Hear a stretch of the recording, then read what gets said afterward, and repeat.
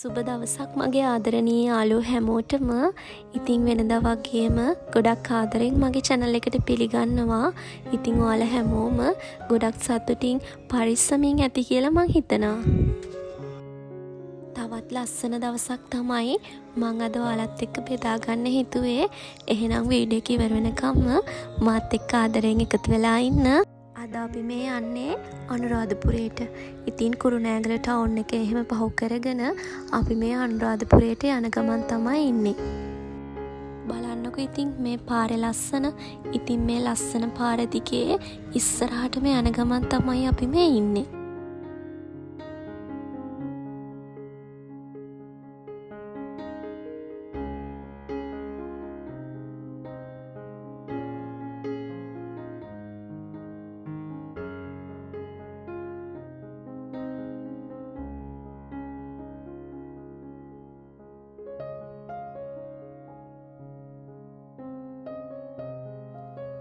මේ වෙද්දී ටිකක් හවස් වෙලා තමයි තියෙන්නේ.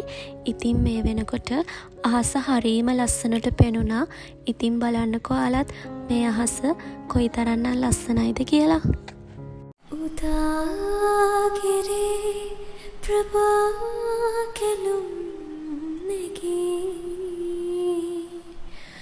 ගලා හැලේ තුෂාරයෙන් පිරී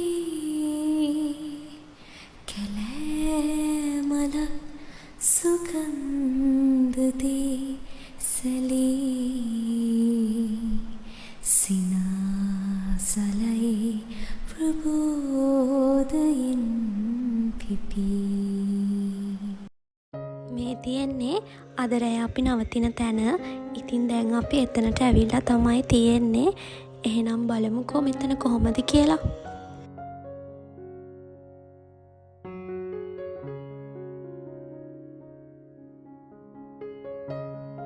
මේක 8 දෙනෙකුට ඉන්න පුළුවන් රූම් එකක්. ඉතින් මේ රූම් එක කොටස් දෙකකට වෙන් කරලා තමයි යාලා හදලා තියෙන්නේ.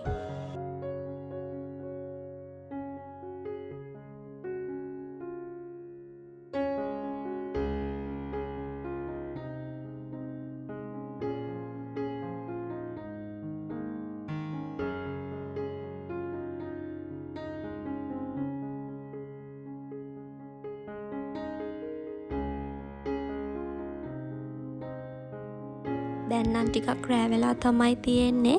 ඉතින් රෑට මේ විදිහට තමයි මෙතන පේන්නේ. දැන් මේ ඔයාලා දකින්නේ පහුවෙනිදා උදේ.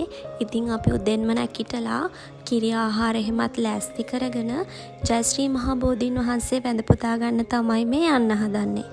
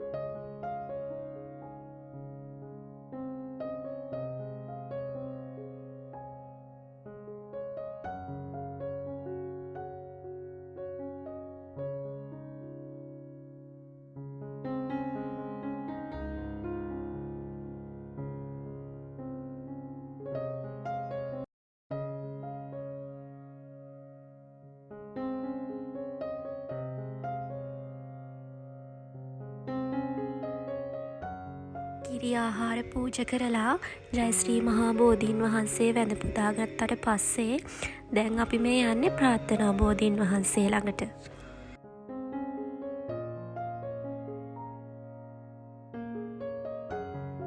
ඒ විදිහට ප්‍රාර්ථනා බෝධීන් වහන්සේත් වැඳ පුදාගත්තට පස්සේ අපි ආවේ පහන් පත්තු කරලා හඳුන් කූරු හැම පත්තු කරන්න.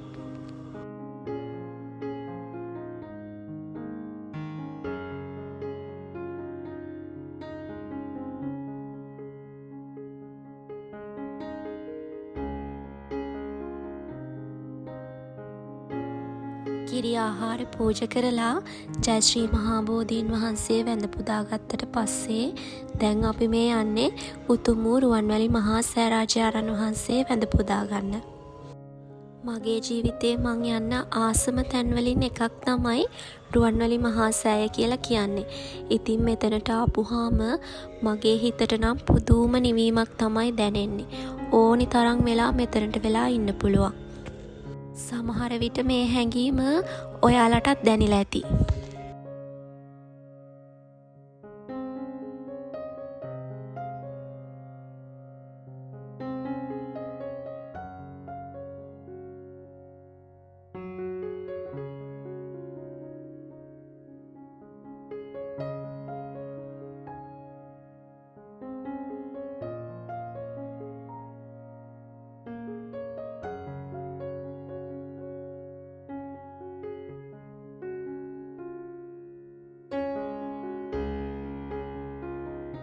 දැන් මේ අපි ඇවිල්ලා ඉන්නේ ඉසුරුමුණියට. මෙතනත් හරීම ලස්සනයි.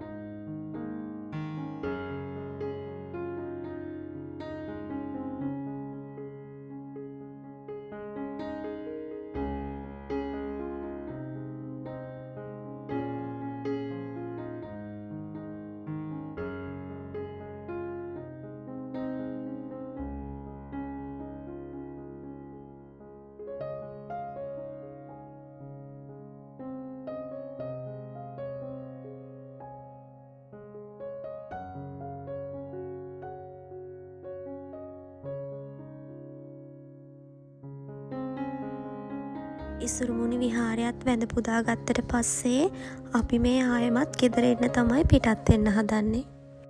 එහෙනම් ඉතින් මං අදට ගිහින් එන්නම්. ඉක්මනින්ම ලස්සන වීඩියෝ එකක් අරන් ආයෙමත් එන්නම්. වෙනදා වගේම වීඩියෝ එක ඉවර වෙනකම්ම මාත් එක්ක ආදරෙන් එකතු වෙලා හිටිය ඔයාලට මං ගොඩාක් ආදරෙයි.